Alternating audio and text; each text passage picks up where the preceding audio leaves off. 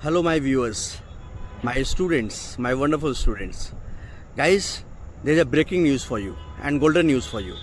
UP APO की जो vacancy है उस पर रिट पे बहस हुई है और आप मान करके चलो कि जैन के एंड में आपका एग्ज़ाम हो जाएगा या फिर फेब के स्टार्ट में आपका एग्ज़ाम हो जाएगा। मतलब कि आपके पास मुश्किल से अब 3 महीने बच रहे हैं, 3 महीने भी नहीं है। तो पूरी तैयारी, पूरी ताकत लगा दीजिए, सब कुछ त्याग दीजिए, आपका करियर बन जाएगा। आप एपीओ का एग्ज़ाम क्वालिफाई कर लोगे और एपीओ और जुडिशल सर्विसेज का एग्ज़ाम लगभग सेम पैटर्न पे है, तो आपका जुडिशरी भी प्रिपेयर होता चला जाएगा। आप एपीओ बन जाना, फिर जुडिशल सर्विसेज दे देना, फिर जज भी बन जाना, राइट। ये सब कुछ पॉसिबल है। खैर, मैं आपको थोड़ा सा तोड़ करके बताता हूँ कि हुआ क्या है। मैंने पहले भी आपको बताया था कि यूपी में एपीओ की वैकेंसी आ रही है, उस पे रिट भी फाइल हुआ था, ये भी बताया था मैंने। लेटेस्ट न्यूज़ आपको दे देता हूँ कि 4 दिन पहले इलाहाबाद हाई कोर्ट में ऑनरेबल मिस्टर जस्टिस विकास बुधवार की अदालत में सुनवाई हुई। रिट पिटीशन फाइल किया गया था अभिषेक राय के द्वारा और उस रिट पिटीशन में चैलेंज किया गया था कि आरक्षण की सीमा को बढ़ा करके 50% से ज़्यादा कर दिया गया है, जो कि सुप्रीम कोर्ट के द्वारा Indira Sawhney versus Union of India के केस में दिए गए जजमेंट का उल्लंघन है। दैट इज इन कंट्रावेंशन और in violation of the ruling given by the honourable Supreme Court in the case of Indira Sawhney versus Union of India. My dear students and viewers, try to understand it कि जो challenge हुआ है वो ये challenge हुआ है writ में कि वैकेंसी जो निकली है 182 सीटों की, उसमें आरक्षण की सीमा को 50% से बहुत ज़्यादा बढ़ा दिया गया है। और इंदिरा साहनी का गाइडलाइन कहता है कि आप आरक्षण की सीमा को 50% के बाहर लेकर के नहीं जा सकते, आपको 50% के सीलिंग लाइन के अंडर ही आरक्षण देना है। अभी जो वैकेंसी आई है इसमें 182 सीटें हैं और इसमें बड़े मतलब ज़बरदस्त तरीके से आरक्षण की व्यवस्था की गई है। आप सुनिएगा तो आपको भी बड़ा अजीब लगेगा कि 182 सीटें हैं। कितनी है? 182, 182, जिसमें कि हाईएस्ट शेड्यूल्ड कास्ट के लिए रिजर्व की गई है 67, ओबीसी के लिए रिजर्व की गई है 61, शेड्यूल्ड ट्राइब के लिए रिजर्व की गई है 9, महिला के लिए रिजर्व किया गया 36, ईडब्ल्यूएस के लिए रिजर्व किया गया 18, भूतपूर्व सैनिक के लिए रिजर्व किया गया 9 और दिव्यांग, फिजिकली हैंडीकैप्ड, विकलांग के लिए रिजर्व किया गया 7।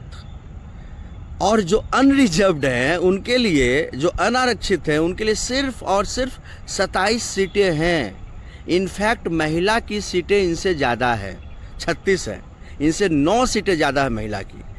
My dear students, don't lose your heart, don't get disheartened. 1 seat चाहिए आपको, कितनी भी कम सीटें हो, आपको चाहिए 1 सीट सिर्फ। खैर, इस व्यवस्था को समझते हैं कि इसको लेकर के मुद्दा खड़ा हुआ है, इशू खड़ा हुआ है कोर्ट में। 182 सीटें हैं टोटल, जिसमें कि आरक्षण का गजब नमूना पेश किया गया है और जनरल कैटेगरी के लिए सिर्फ और सिर्फ 27 सीटें रखी गई है, जो कि अनरिजर्व्ड है। जनरल कैटेगरी में ही ईडब्ल्यूएस को 18 सीटें दी गई है।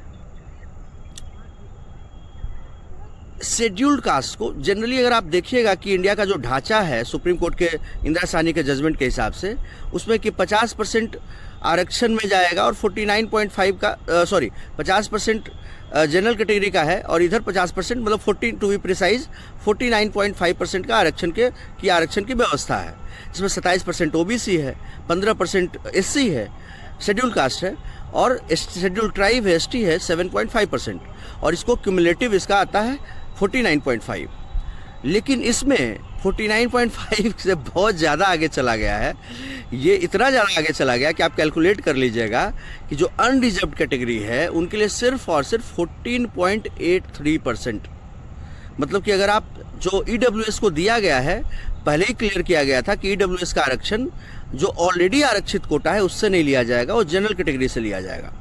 मतलब जनरल कैटेगरी का जो 50% है उससे 10% लिया जाएगा। तो जनरल कैटेगरी का तब भी 40% बचना चाहिए था, लेकिन इसमें सिर्फ और सिर्फ 14.83, कितने, ओनली 14.83% अनरिजर्व्ड कैटेगरी को दिया गया है। अब समझने की कोशिश करिएगा, अनरिजर्व कैटेगरी में है कौन भाई? महिला का तो अलग से कैटेगरी बन गया, और जो मतलब जनरल कैटेगरी में है उसकी महिलाएं को आरक्षण मिल गया, महिलाओं को। उसके EWS जो वीकर सेक्शन है, जो गरीब हैं, उनको आरक्षण मिल गया। जो दिव्यांग जने हैं जनरल कैटेगरी में, उनको आरक्षण मिल गया। जो भूतपूर्व सैनिक हैं उनको आरक्षण मिल गया जनरल कैटेगरी में। तो बचा कौन जनरल कैटेगरी में? वो लड़का बचा जो कि गरीब है, सिर्फ और सिर्फ वो लड़का। उसका एक ही अपराध है कि वो जनरल कैटेगरी में पैदा हुआ और वो गरीब है, तो उसको कोई आरक्षण नहीं मिलेगा। वो जनरल कैटेगरी में पैदा हुआ और वो लड़की पैदा नहीं हुआ, ये उसका अपराध है। वो जनरल कैटेगरी में पैदा हुआ और वो दिव्यांग नहीं हुआ, ये उसका अपराध है। वो जनरल कैटेगरी में पैदा हुआ और इस वैकेंसी के हिसाब से भूतपूर्व सैनिक को भी 9 सीटें दी गई है, और जनरल कैटेगरी के लड़के को कोई सीट नहीं, मतलब सिर्फ 27 सीटें। और जितनी अनारक्षित की 27 सीटें हैं, और इससे लगभग 2.5 गुना ज़्यादा सिर्फ शेड्यूल्ड कास्ट की सीटें हैं, 67, और लगभग उतना ही OBC अदर बैकवर्ड कास्ट की सीटें हैं, 61।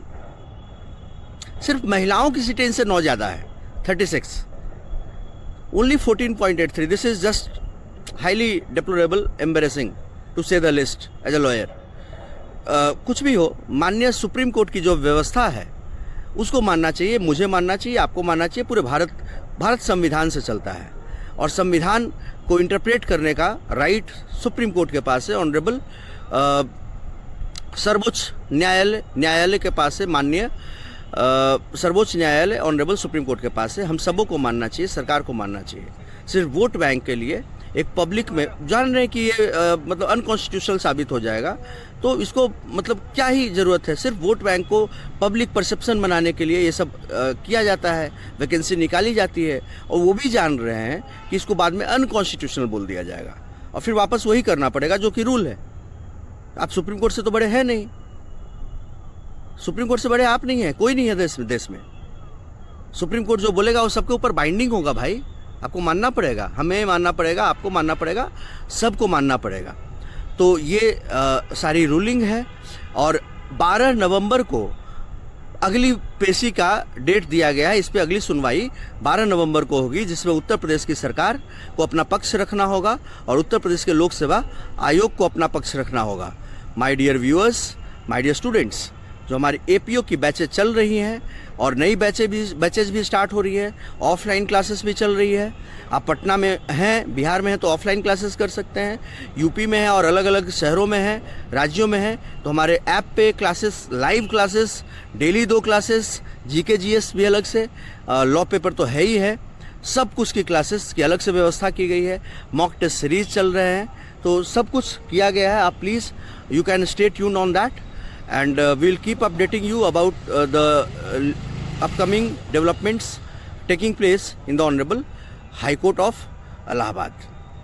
12 नवंबर को अगली तारीख है, तो उस दिन क्या होता है मैं अगले वीडियो में बताऊंगा।